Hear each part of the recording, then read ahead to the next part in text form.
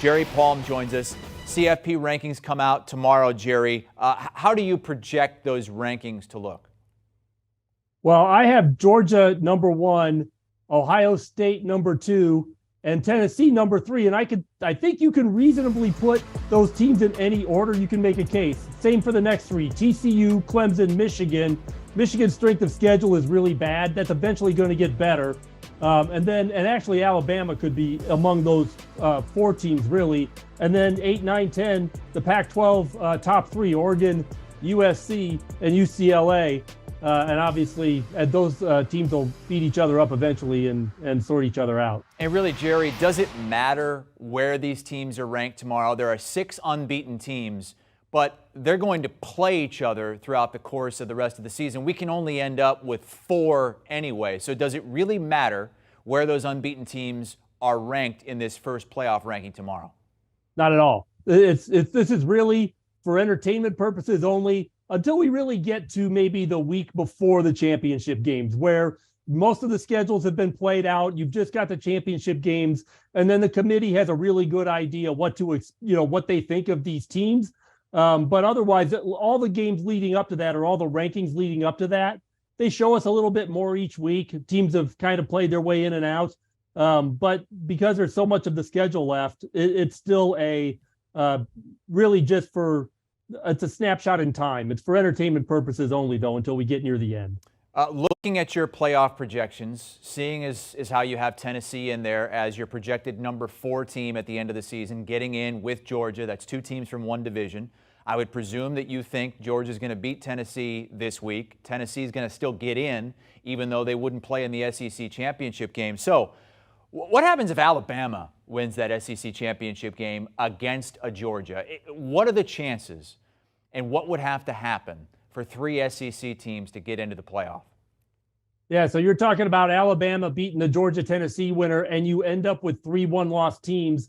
I think you're going to need a lot of help in other places to get that 11-1 team in, because that would definitely be the 3rd-ranked team in that group. Even if that's Tennessee and they've beaten Alabama, the SEC champion, doesn't matter. Tennessee will be the 3rd-ranked team in that group, which means you can't have an undefeated ACC team. You can't have an undefeated Big 12 team. In fact, 12-1 champions might get a little play over Tennessee, or at least some consideration. So it's possible, but it's really more of a chaos scenario than anything realistic. Now, you would definitely need TCU to lose, probably need Clemson to lose as well. But let's talk TCU. They stayed perfect with a hard-fought win at West Virginia.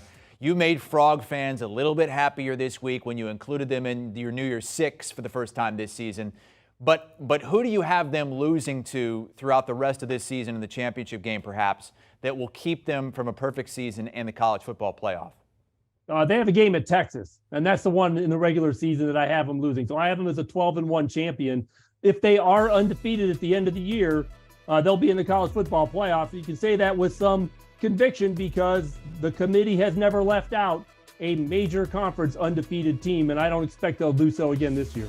And Clemson is in that same boat. We know that Clemson is going to be in if they win out.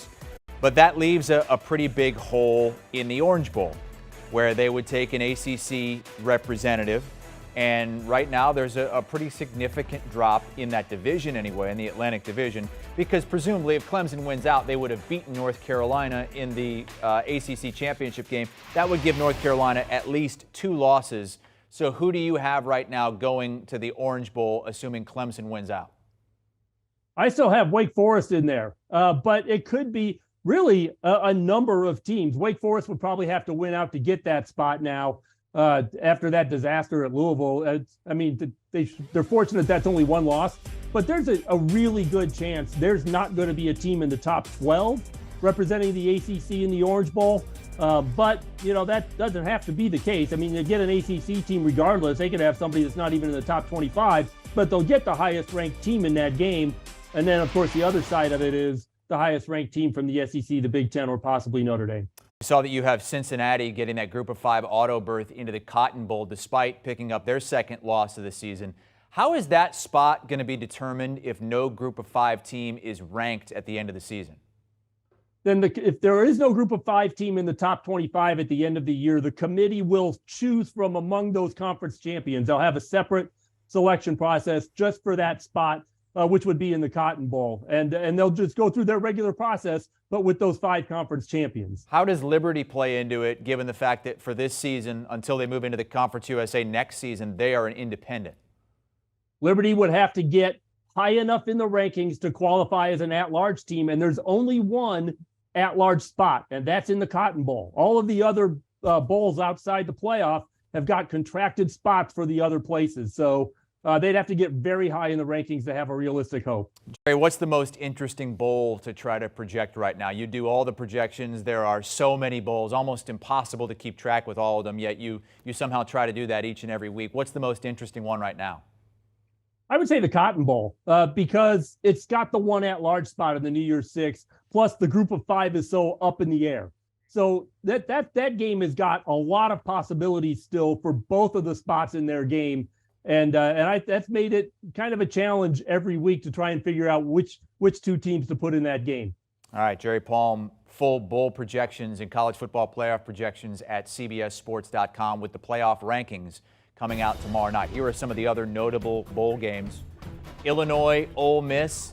Those 2 teams right now only have 1 loss and control their own fate. If they went out, they would end up as conference champions, and we'll see. But that right now is the Citrus Bowl, according to Jerry. Notre Dame, Arkansas in the Gator Bowl. Kansas State just beat Oklahoma State 48-0 this week. Got them playing UCLA in the Alamo Bowl, and Troy having a really good season. Their only Sun Belt loss right now was that Hail Mary against App State when College Game Day was there. He has them playing Texas A&M. A&M's got to pick it up to make a bowl game.